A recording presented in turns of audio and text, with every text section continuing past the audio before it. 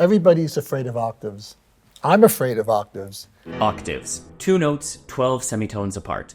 You know them, you probably don't love them, but they are a cornerstone of piano technique, from the most expressive music to the most fiercely virtuosic. And no matter where you find them in the repertoire, from Mozart to Liszt, they are notoriously tricky for pianists to play. I would say that in all of my years of taking piano lessons, octaves inspire some of the most diverse, or you could even say controversial, opinions from teachers. I've heard lots of different tips and tricks. For example, alternate between the 4th and the 5th finger, never use the 4th finger at all, aim towards the pinky, aim towards the middle of the hand, make a sacrifice to the sun god and hope for the best. Don't worry, there's not some big octave conspiracy going on, but they do present a lot of different kinds of challenges which require a lot of different kinds of solutions for different situations. And that's not to mention the fact that I personally have gigantic banana hands, so actually reaching the octave has never been a huge problem for me, whereas for people with smaller hands, it presents a specific set of issues. Freedom and looseness of the arm is imperative for octaves,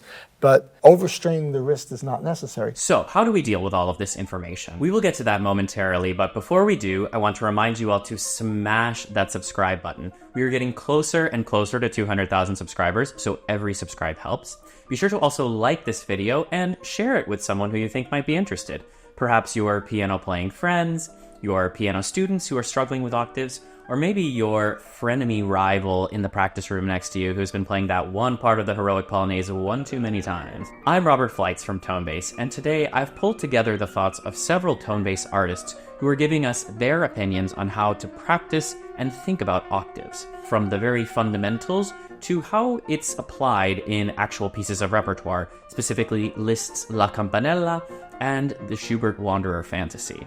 Speaking of Tonebase, the full version of all of these lessons and much, much more is available on the Tonebase Premium platform. Tonebase now has this really cool new feature called the Personalized Practice Plan feature, where you take a little quiz, answer a few questions about your current level and your current interests and struggles, and then Tonebase will actually come up with a personalized set of piano lessons just for you, addressing exactly the things that you're struggling with and that you want to improve with. I myself have taken this quiz and found several Tonebase videos that were really helpful to me as well. You can check out more about Tonebase Premium at the link in the description below or right up here. So without further ado, let's get going. We have to realize that when we play an octave, many people are taught to play an octave by forming the octave in the air. And in a certain logic system, this makes sense. Like if your brain says, well, if I form that octave in the air, I'm less likely to miss it. But what's interesting is that the more you stretch to open, the opposing set of muscles actually pulls back. So try opening your hand as much as possible, and you'll feel in that moment where you open as much as possible, you will feel tension.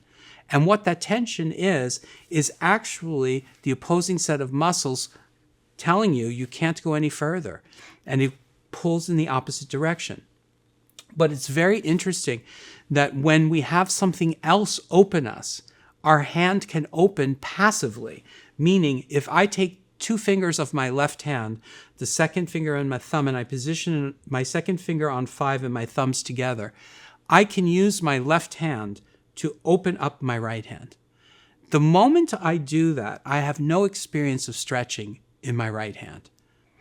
So you can see that if you related to the instrument as something that naturally opened up the hand, you would arrive on the keys in a way that you don't have tension. If you're thinking already in the air to form the octave, everything behind that, those fingers are tight. One thing that can really help you, especially if you have smaller or medium-sized hands, is to really focus on releasing any feeling of stretch between the chords. Now, I'll show you this at a very slow tempo so you see what I mean.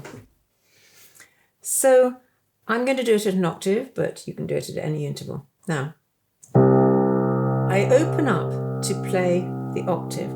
Then when I come up, I raise my wrist, and because my wrist is relaxed, my hand relaxes completely. And you see how it actually closes back into its neutral position. So when we're playing really slowly, we can come back to that and then just open out again.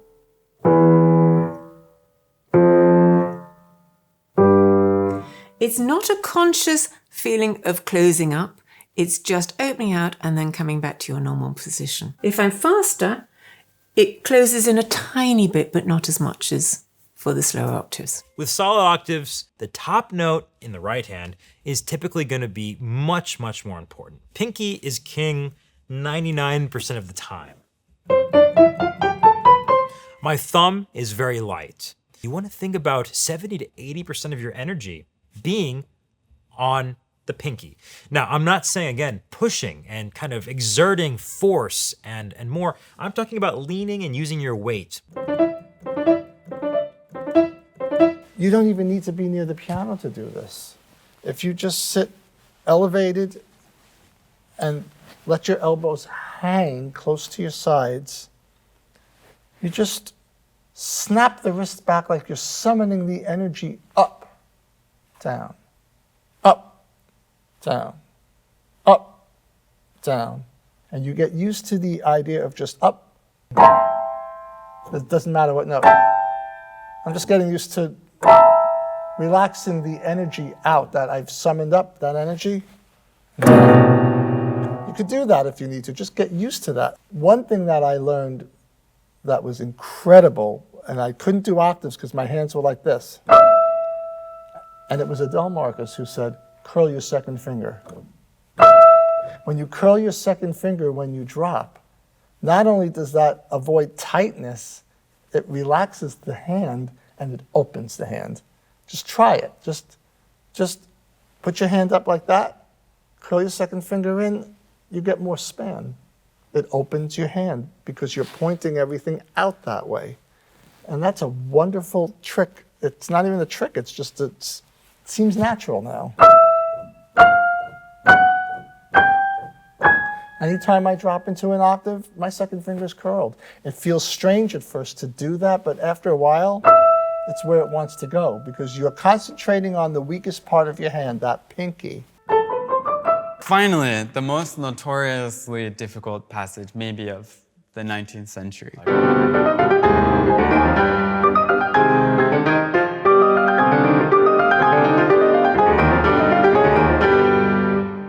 Notoriously difficult.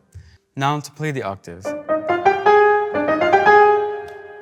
You have to be very short on the key, not sinking into it. So I would practice,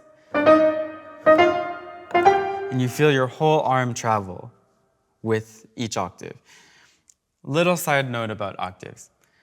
To find your perfect octave shape, put the palm of your hand on the crown of your head, and you see this openness here. That's what you want behind the octave.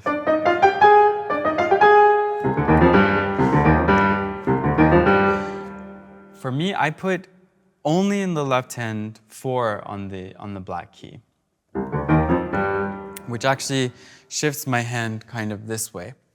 And I think that's key for getting across. My hand is sort of angled this way, at least until I get back to the white key.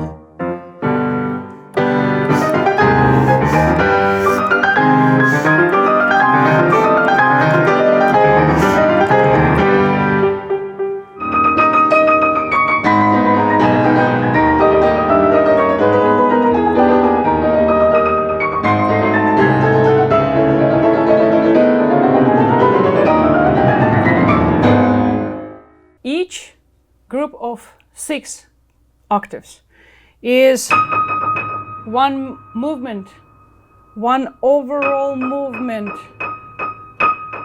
of your elbow and forearm.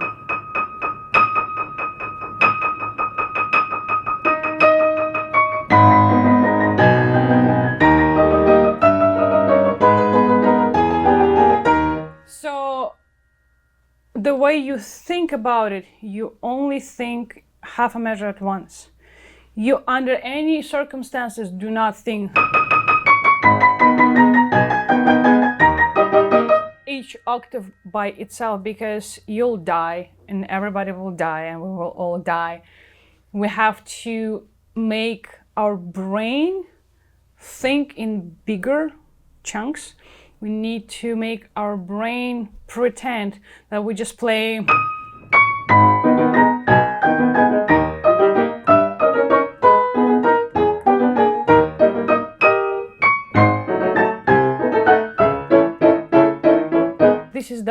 way you can say, okay, I'm going to survive this.